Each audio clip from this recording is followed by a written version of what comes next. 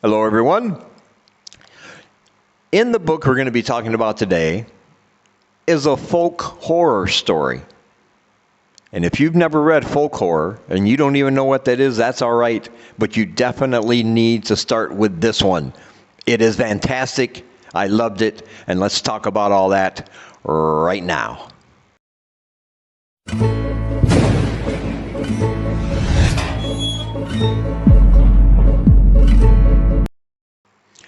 All right, so the book we're going to be talking about today is Cunning Folk by Nevill. Somebody on Twitter said this is a folk horror book, and they recommended it to me. I was like, I don't know what folk horror is. I don't know what a folk horror book is.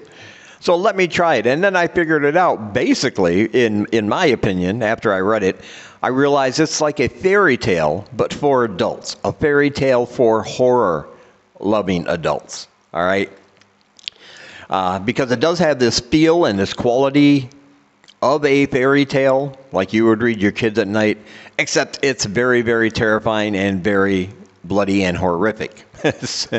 So it is. So it has that quality of an old fairy tale from our youth, but it's definitely not something you want to read to your children at night. That would be very bad parenting. But this book concerns a family who moves from a city, from an old apartment they lived in, a small apartment, and they decide to move out to the countryside. They find a house at a really good price, but it's a very beat up, dilapidated house, a very much a fixer-upper. And we all know how that turns out sometimes. A section of the house is done, but they got it for a really good price because the man who lived there before hung himself in the house. The father, Tom, he's very enthusiastic about this. He's like a freelance worker, and his jobs have kind of dried up. His wife, Fiona, she works at a bank, so they're kind of relying on her income to get them through. And then they have a 4-year-old daughter, Gracie, who's just kind of along for the ride. Very much a tight-knit family unit. They love each other. But Tom's the one that's really excited about making the move to the countryside, making the move to this house. He sees himself fixing it up, doing as much as he can, making it into a home. Because they got a lot more room now. They're in the country. They're in nature. There's woods right behind their house that goes for acres and acres and acres. And he thinks it would be good for his daughter to grow up in a place like that. This is not a haunted house book, by the way, if that's what you're thinking. Family moves into an abandoned, dilapidated house. Yeah. That's not it. But it is cursed. Because as soon as they meet their next door neighbors, their next door neighbor has a house very opposite of them. The neighbor's house is very nice, very well maintained. They have a beautiful lush garden and hedges and trees. The sun always seems to be shining over their property, whereas right next door, this family trying to struggle to make this shack basically into a home is all dreary. Nothing seems to grow. The grass is dead. Nothing growing in the back. So it's the exact opposite. But their neighbors are, when they first meet their neighbors, it's obvious. One thing is very obvious about this book. The neighbors, an older man and an older woman, are horrible, horrible people. Just, they are rude. They are condescending. They are outright hostile to this family that's moved in next door. And Tom don't know whether it's because they're just old and cantankerous or whether they're trying to claim some kind of ownership because the house had been sitting empty for so long, so they just don't want people living next door. But whatever it is, they are very, very horrible neighbors. The kind of neighbors that will get on your nerves after a while, the ones that would complain about every little thing you do. And if you didn't take care of something, they would come over and just knock something down, take care of it themselves, say it's for your own good. Those are the kind of neighbors they have. But it's more than that. Because as the story progresses and as we learn more about the house and we learn more about the neighbors, things take a very evil, very twisted turn. Because these neighbors are not just horrible people. They are not just rude people. They are not just old cantankerous people. There's something supernatural going on with them. They basically have the whole town in their grasp because they are magic people. They produce magic, curses, breaking curses. And they've got a little scam going on where they will curse somebody or curse somebody's family and then turn around and for a lot of money sell them the cure. Take care of it for them. So, and as we find all this out, we realize that there's an area in the back of the woods that Gracie likes to go play, their little daughter and their dog. But she gets chased out of there by these people one day when she sees something terrifying. Just seemingly two white figures dancing backwards around a mound set in an area in the hills surrounded by trees. And one of them seems to have the face of a pig, the other one the face of a rabbit. And it's very strange and very scary to this little girl. And so upon further investigation, the father one night decides to go out there and see for himself. And he sees the exact same thing. And he gets discovered out there by these creatures.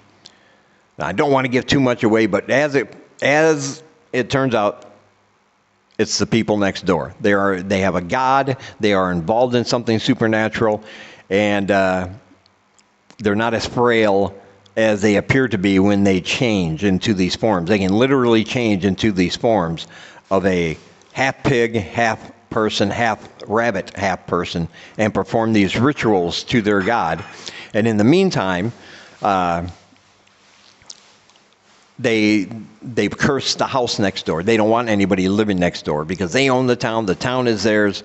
They don't want any outsiders, any interlopers getting involved. So they curse the house, and we see the effects of this curse come out in various ways. Fiona and Tom start having relationship trouble. Tom knows what's going on. He's aware that this family is evil. They must be stopped, these neighbors. But his wife does not believe them. She thinks he's paranoid. She thinks he's losing his mind. She thinks he's a little bit out of touch with the reality. Some of the things he's told her he's seen, some of the things she thinks are just coincidences that have happened. When the dog, when the dog dies, and yes, the dog does die. That's very sad. But he thinks he knows why it happened, and it has to do with the neighbors. And but she doesn't believe any of that. She thinks it's just a coincidence. She wants this deal with the neighbors to be done. She wants him to stop. But the neighbors will not allow that. Also, something horrifying happens to their little daughter. She loses an eye and almost loses her life in a freak accident. And you'll have to read about how that comes about. But that's really a punch to the gut there. And of course, again, the wife says it was just an accident. The child's hanging out for dear life. Her husband needs to be with her at the hospital, but he knows it's these evil people next door, and they've gone too far, coming after his daughter. They've already taken his dog. They're already trying to break up his relationship. But now when it comes to his daughter, oh no, that's not going to fly. So instead of being at his daughter's side, he goes home, decides to take care of it. He consults an old magician in town, a psychic, a very interesting character. You're going to love him, I think. I know I did. Who claims to know how to break this curse and claims to know how to deal with these people, but it's going to take some effort. It's going to take him doing some things that he is definitely not comfortable with, that he is over his head doing. A couple things about this book that I really love is that, like I said, it's like a fairy tale for adults. There's these magical creatures, but they're really evil.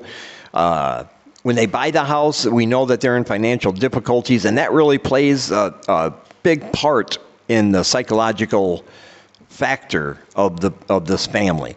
Because, of course, they're under tremendous financial stress. They can't sleep. The neighbors have cursed the house, and so things are happening that are unexplained, causing them even more stress. And I really like how they just deal with that factor. Like, these are not people who have magic money somewhere that they just pull out of the air, like in some books, you know. This poor family moves into a house, but they have money for all the renovations. But this book deals specifically with they don't have money for this, they don't have money for this. And to me, that was great because it adds to the stress of the situation that they're already in. And another thing I like is that character, like I said, the magician Tom eventually goes to this psychic, this guy who knows about all this stuff. He's a real character. I really liked him. And, you know, Tom has no choice to believe him because what else is he going to do? He's already in over his head, but now he's going to get even more over his head, even though what this guy says is true. It is true. You know, he knows what he's doing, but the things Tom has to do to break this curse. And slowly he begins regretting even moving his family there. You know, he's feeling all this guilt for all the stuff that's happened. He felt it was kind of selfish of him. And in the end, I got to talk about the ending because the ending is bittersweet. It's not the happiest ending you could have in a book like this, right? But it's right up there with one of maybe the saddest endings you could have in a book. But it's also really sweet and tender and shows how much a father really loves his daughter, even if they're not a family unit any longer. And I really like that as well. So yeah, the book is called Cunning Folk. Be sure to pick it up. It's a fantastic read. I highly recommend it.